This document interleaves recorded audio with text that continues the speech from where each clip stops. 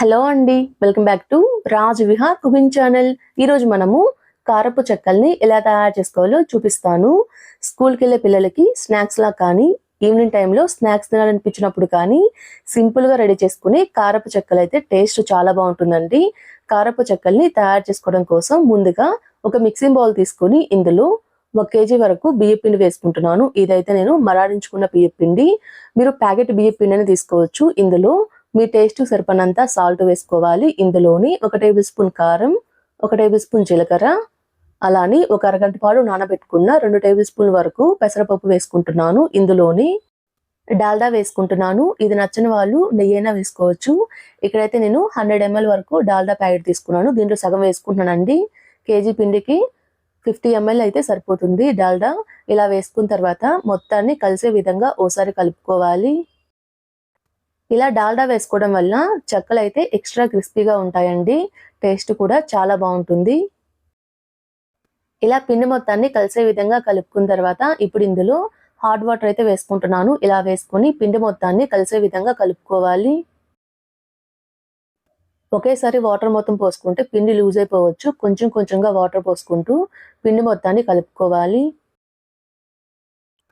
ఇలా పిండి కలిపేటప్పుడే ఇందులో సన్నగా తరిగిన కొంచెం కరివేపాకు, అలానే సన్నగా తరిగిన కొంచెం కొత్తిమీర వేసుకుంటున్నాను. ఇలా వేసుకొని పిండి మొత్తాన్ని కలిసే విధంగా కలుపుకోవాలి.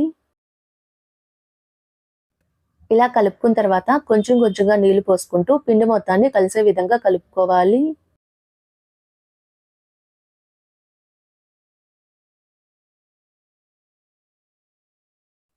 ఇలా కొంచెం కొంచెంగా నీళ్లు పోసుకుంటూ పిండి మొత్తాన్ని చపాతీ పిండిలా కలుపుకోవాలండి. పిండి యొక్క కన్సిస్టెన్సీ అనేది మరీ గట్టిగా ఉండకూడదు, అలాగని మరీ సాఫ్ట్గా ఉండకూడదు. ఈ విధంగా ఉంటే సరిపోతుంది. చూసారు కదండి, ఈ విధంగా పిండి మొత్తాన్ని కలుపుకొని దీన్ని చిన్న చిన్న ఉండల్లా తయారు చేసుకోవాలి.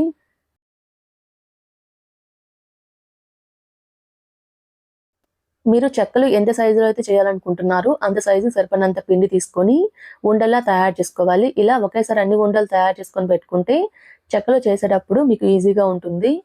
ఇలా అన్ని ఉండలు తయారు చేసుకొని పక్కన ఉంచుకోండి. ఇప్పుడు చెక్కల పీట తీసుకొని ఒక కవర్ మీద ఆయిల్ కానీ నెయ్యిని కానీ అప్లై చేసుకొని దీని మీద మీరు ముందుగా రెడీ చేసుకొని పెట్టుకున్న ఉండల్ని ఒక్కొక్కటిగా పెట్టుకుంటూ ఈ విధంగా ప్రెస్ చేసుకోవాలి. ఇలా చెక్కల్ని ఒత్తుకునేటప్పుడు మరి మందంగా ఒత్తుకోవద్దు. మందంగా ఒత్తుకుంటే ఆయిల్‌లో వేసినప్పుడు ఉడకటానికి టైం పడుతుందండి. ఇలా కొంచెం పల్చగా ఒత్తుకుంటే ఆయిల్‌లో వేసినప్పుడు త్వరగా ఫ్రై అవుతాయి. ఇలా ఒక వాయికి సరిపడిన చెక్కల్ని ఒకేసారి ఒత్తుకొని పక్కనుంచుకుంటే ఆయిల్ కాగినమ్మటే దాంట్లో వేసుకోవచ్చు. ఒకేసారి ఈవెన్‌గా ఫ్రై అవుతాయి. ఇలా మీరు రెడీ చేసుకొని పెట్టుకున్న చెక్కల్ని ఒక్కొక్కటిగా ఆయిల్‌లో వేసుకోవాలి. ఇలా ప్యాన్‌కి సరిపోయిన చెక్కలు వేసుకోవాలి. ఇలా వేసుకొని మీడియం ఫ్లేమ్ మీద 2 సైడ్లకి తిప్పుతూ లైట్ గోల్డెన్ కలర్ వచ్చేంత వరకు ఫ్రై చేసుకోవాలి. మనము చెక్కలు ఫ్రై చేసేటప్పుడు మీడియం ఫ్లేమ్ మీద ఫ్రై చేసుకుంటే ఈవెన్‌గా ఫ్రై అవుతాయి. హై ఫ్లేమ్ మీద ఫ్రై చేసుకుంటే త్వరగా మాడిపోతాయండి, లోపలైతే ఉడకవు. ఇలా 2 సైడ్లకి తిప్పుతూ మీడియం ఫ్లేమ్ మీద లైట్ గోల్డెన్ కలర్ వచ్చేంత వరకు ఫ్రై చేసుకోవాలి. ఇలా ఫ్రై చేసుకున్న తర్వాత వీటి మొత్తాన్ని ఒక ప్లేట్లో వేసుకొని ఇదే విధంగా మిగిలిన చెక్కలను కూడా ఫ్రై చేసుకోవాలి. ఇంతేనండి, ఎంతో టేస్టీగా ఉండే కారపు చెక్కలైతే రెడీ అయిపోతాయి. ఇలా రెడీ చేసుకున్న చెక్కలైతే క్రిస్పీగా చాలా టేస్టీగా ఉంటాయి. మీరు కూడా ట్రై చేసి ఎలా వచ్చాయో నాకు కామెంట్ చేయండి. మా వీడియో ఫస్ట్ టైం చూస్తున్న వాళ్ళైతే మా ఛానల్ని సబ్స్క్రైబ్ చేసుకోండి. Thanks for watching.